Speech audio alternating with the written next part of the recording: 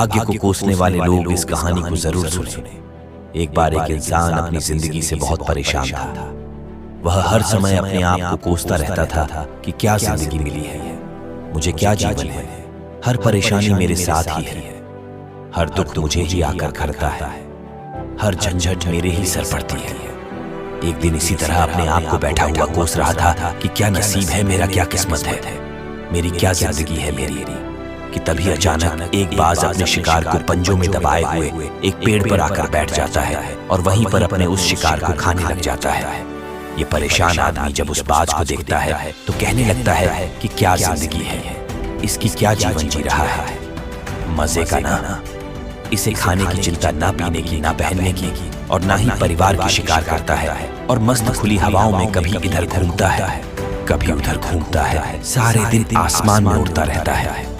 असल जिंदगी तो यही है, जीवन तो यह जी रहा है। और फिर वह आसमान की तरफ देखकर जोर जोर से चिल्लाता है कि काश मैं भी एक बाज होता तो मुझे भी कोई दुख ना होता, मुझे भी कोई परेशानी ना होती, काश मैं भी एक बाज होता। जब वह 2 से 3 बार जोर जोर से चिल्लाता है कि काश मैं भी एक बाज होता तो मुझे भी कोई दुख ना होता, मुझे भी कोई परेशानी ना होती, तो अचानक आसमान में बिजली कड़कने लग जाती है और आसमान से आवाज आती है कि हे इंसान, क्या ये हमने सच सुना कि तू हमारी दी हुई जिंदगी से परेशान है और तू एक बाज बनना चाहता है? तो इस आकाशवाणी को सुनकर ये इंसान हैरान रह जाता है और आसमान की तरफ देखकर कहता है कि हाँ, मैं सच में अपनी इस जिंदगी से बहुत परेशान हूँ, क्योंकि हर परेशानी मेरे साथ ही है, हर दुख मुझे ही है, हर तकलीफ मेरे ही साथ है।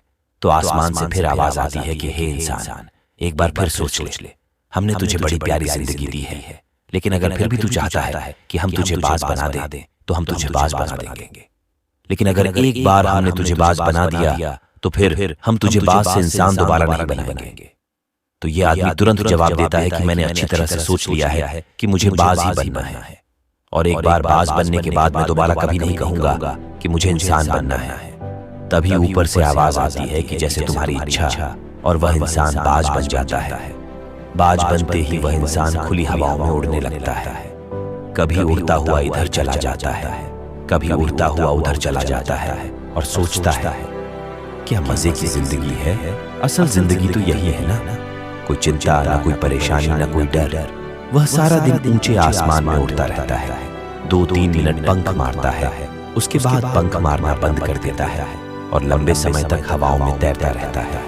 इसी तरह हवाओं में तैरते हुए शाम का समय नजदीक आ जाता है, तो वह सोचता है कि मेरे पास रहने का एक ठिकाना भी होना चाहिए, मेरा अपना एक घर होना चाहिए, जहां पर एक इंसान अपनी जिंदगी से बहुत परेशान था। वह हर समय अपने आप को कोसता रहता था कि क्या जिंदगी मिली है, मुझे क्या जीवन है, हर परेशानी मेरे साथ ही है, हर दुख मुझे ही आकर घरता है, हर झंझट मेरे ही सर पड़ती है।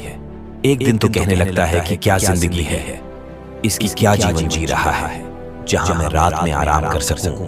तो यह सोचकर वह छोटी छोटी लकड़ियां इकट्ठा करने लग जाता है और एक ऊंचे पेड़ पर अपना घोंसला बनाने लग जाता है।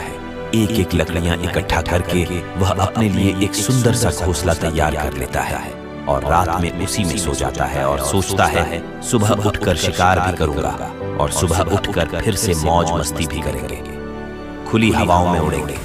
सुबह होते ही वह शिकार की तलाश में निकल पड़ता है, हवाओं में उड़ता रहता है, ऊपर से जाकर देखता है कि कहीं जमीन में मुझे कोई शिकार नजर आए तो मैं तुरंत जाकर उसे दबोच लूं और वहीं पर खा लूं, लेकिन उसे कोई शिकार नजर नहीं आता।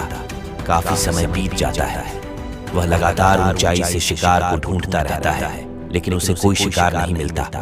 फिर पास एक जंगल होता है, ये उस जंगल में चला जाता है, ये सोचकर कि शायद वहां कोई अच्छा सा शिकार मेरे हाथ आ जाए। ये जंगल के ऊपर उड़कर शिकार को ढूंढता रहता है, जंगल के अंदर जाकर भी शिकार को ढूंढता है, लेकिन इसे वहां भी कोई शिकार नहीं मिलता।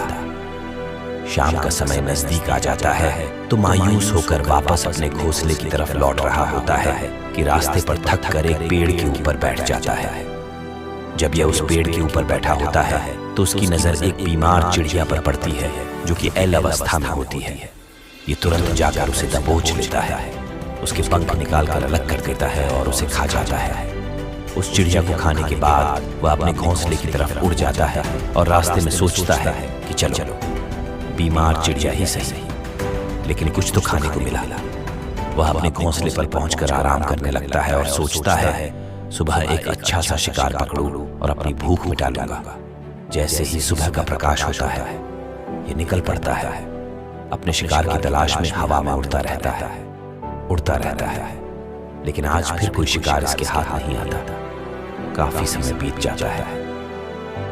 ये ऊंचाइयों पर जाकर अपनी तेज नजरों से शिकार को ढूंढने की पूरी कोशिश करता है, लेकिन इसे कोई भी शिकार नजर नहीं आता।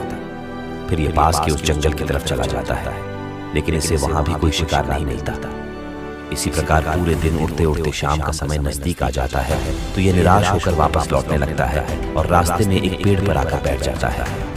सोचता है शायद आज फिर कोई बीमार चिड़िया मेरा इंतजार कर रही हो, लेकिन हर बार किस्मत मेहरबान थोड़ी होती है। आज इसे कोई बीमार चिड़िया नहीं मिलती। यह थक हार कर वापस अपने घोंसले की तरफ चल पड़ता है और घोंसले पर पहुंचकर भूखा प्यासा ही सो जाता है और सोचता है लेकिन हर बार किस्मत मेहरबान थोड़ी होती है। आज इसे कोई बीमार चिड़िया नहीं मिलती। यह थक हार कर वापस अपने घोंसले की तरफ चल पड़ता है और घोंसले पर पहुंचकर भूखा प्यासा ही सो जाता है और सोचता है कल सुबह एक बड़ा सा शिकार पकड़ा और आज की भूख भी मिटा लूंगा। रात को अपने घोंसले में सोया होता है, गहरी नींद में होता है कि तभी एक भयानक तूफान आता है। इस तूफान की हवा इतनी तेज होती है कि इसके घोंसले को उड़ाकर एक जगह फेंक है और उए कहीं दूर दूसरी जगह फेंकते हैं। तो यह जहां पर गिरता है वहां नीचे एक नोकदार लकड़ी पड़ी होती है जो इसके पंजे में गड़ जाती है और इसे बुरी तरह घायल कर देती है। तूफान के रुकने के बाद बारिश शुरू हो जाती है। तेज बारिश होती रहती है, पर यह किसी तरह से पेड़ों के नीचे छुपकर बैठा रहता है। बड़ी मुश्किल से इसकी रात कटती है। जब सुबह होती है तो बारिश रुक जाती है। बारिश के रुकते ही चारों तरफ खुशियां छा जाती हैं, चारों तरफ हरियाली छा जाती है। नदियां और झरने तेजी से बहने लगते हैं। सब कुछ फिर पहले के जैसा हो जाता है, लेकिन यह बाज अब पहले के जैसा नहीं रहा। इसका पांव बुरी तरह घायल हो चुका है। इसके पंजे में जो लकड़ी लगी थी उसकी वजह से इसका पंजा बुरी तरह छत बिछत हो गया है। और मैं आपको बता दूं कि बाज का जो पंजा होता है वह उसके शिकार को पकड़ने के लिए सबसे जरूरी होता है, क्योंकि बाज अपने पंजों से ही अपने शिकार को पकड़ता है, दबोच होता है और फिर अपनी चोंच के माध्यम से नोच नोच कर खाता है। लेकिन अब इस बाज का पंजा बुरी तरह से घायल हो चुका था और वह पिछले 2 दिनों से भूखा भी था। यह शिकार की खोज में थोड़ा सा उड़ता है कि शायद फिर कहीं कोई बीमार चिड़िया इसे मिल जाए, लेकिन कहां बार बार कोई बीमार चिड़िया मिलने वाली थी। वह कुछ देर तक उड़ता है, लेकिन फिर भूख और दर्द के मारे थक कर एक पेड़ पर आकर बैठ जाता है। वह पेड़ पर आकर बैठ तो जाता है, लेकिन उसे पता नहीं था कि यहाँ एक और मुसीबत उसका इंतजार कर रही है। और वह मुसीबत यह थी कि 8-10 कौओं का एक झुंड मिलकर इसे परेशान करने लग जाते हैं। इसके ऊपर आकर इसके घाव में चोंच मारने लग जाते हैं। उन्हें भी पता चल जाता है कि यह बाज घायल है और भूख की वजह से कमजोर भी है। यह बाज उनसे बचने के लिए थोड़ा सा उड़ता है और फिर जाकर बैठ जाता है। उनसे पीछा छुड़ाने का प्रयास करता है, लेकिन वह फिर इसके पीछे आ जाते हैं, तो यह फिर उड़कर थोड़ी दूर चला जाता है। लेकिन वह इसका पीछा नहीं छोड़ते और बार बार इसके पास आकर इसे परेशान करते हैं। कौवे अक्सर बाज के साथ ऐसा करते हैं, लेकिन फिर बाज भी उनके साथ एक खेल खेलता है। जब कौओं का झुंड बाज को परेशान करता है और उनका पीछा नहीं छोड़ता, तो बाज हवा में सीधी उड़ान भरने लग जाता है। वह तेजी से सीधा ऊपर की ओर उड़ने लग जाता है। कौवे भी उसके पीछे उड़ते हैं, लेकिन कुछ देर तक उड़ने के बाद कौवे ऐसी ऊंचाई पर पहुंच जाते हैं जहां पर उन्हें ठीक से ऑक्सीजन मिलनी बंद हो जाती है। उनका दम। कौवे अक्सर बाज के साथ ऐसा करते हैं, लेकिन फिर बाज भी उनके साथ एक खेल खेलता है। जब कौओं का झुंड बाज को परेशान करता है और उनका पीछा नहीं छोड़ता, तो बाज हवा में सीधी उड़ान भरने लग जाता है। वह तेजी से सीधा ऊपर की ओर उड़ने लग जाता है। कौवे भी उसके पीछे उड़ते हैं, लेकिन कुछ देर तक उड़ने के बाद कौवे ऐसी ऊंचाई पर पहुंच जाते हैं जहां पर उन्हें ठीक से ऑक्सीजन मिलनी बंद हो जाती है। उनका दम घुटने लग जाता है, उनकी सांस रुकने लग जाती है, तो फिर वह वहां से ऊपर नहीं जा पाते। पर क्योंकि बाज तो बादलों से भी ऊपर उड़ सकता है, इसीलिए वह तो ऊपर चला जाता है। लेकिन कौवे वहां से ऊपर नहीं जा पाते और वो नीचे आने लगते हैं, तो इस तरीके से बाज उनसे अपना पीछा छुड़ा लेता है। लेकिन ऐसा करने के लिए, इतनी ऊंची उड़ान भरने के लिए इस बाज के पास उतनी ताकत नहीं थी, क्योंकि यह भूखा भी था और घायल भी था। तो यह उड़ता और थोड़ी सी दूर जाकर बैठ जाता और कौवे फिर आकर इसे परेशान करने लग जाते। इसी तरह भूख और घायल हालत में एक दिन गुजर जाता है, दूसरा दिन गुजर जाता है, तीसरा दिन गुजर जाता है, लेकिन इस बाज की हालत में कोई सुधार नहीं हो रहा था।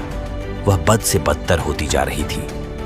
चौथे दिन जब यह बिल्कुल खत्म होने पर आ जाता है, इसके अंदर बिल्कुल ताकत नहीं बचती और इसका शरीर इसका साथ छोड़ने लगता है, तो यह किसी तरीके से उड़कर पास ही इंसानों की एक हॉस्पिटल होती है, उसकी छत पर आकर बैठ जाता है और वहां से आने जाने वाले मरीजों को देखता है और अपने आप से कहता है कि काश आज मैं एक इंसान होता तो ऐसे छोटे मोटे जख्मों का हॉस्पिटल से इलाज करवा लेता, या किसी को बता देता कि मैं भूखा हूं, परेशान हूं, मेरे साथ ये परेशानी है, लेकिन आज मैं एक ऐसा बेजुबान परिंदा हूं जो किसी से कुछ नहीं कह सकता, किसी को अपना दुख नहीं बता सकता, किसी से कोई मदद नहीं मांग सकता। यही बात सोचकर वह उसी छत पे अपना दम तोड़ देता है। वह अपनी जान की कुर्बानी तो दे जाता है, लेकिन साथ ही साथ हमें यह सीख भी दे जाता है कि आपको जैसा बनाया गया है, आप जैसे भी हो, उसी में खुश रहो और उसी में बेहतर करने की कोशिश करते रहो, ना कि इस बात से परेशान रहो कि काश में ऐसा होता, काश में वैसा होता, काश मैं ये बन जाऊं। आपको जैसा भी बनाया गया है, आप उसी में अपना सर्वश्रेष्ठ करने का प्रयास करते रहो। दोस्तों, यह कहानी तो काल्पनिक है, लेकिन हमें जीवन का एक बहुत ही महत्वपूर्ण नियम सिखाकर जाती है कि हम जैसे भी हैं अच्छे हैं, बस हमें उसी में अपना सर्वश्रेष्ठ करने का प्रयास करते रहना चाहिए। धन्यवाद।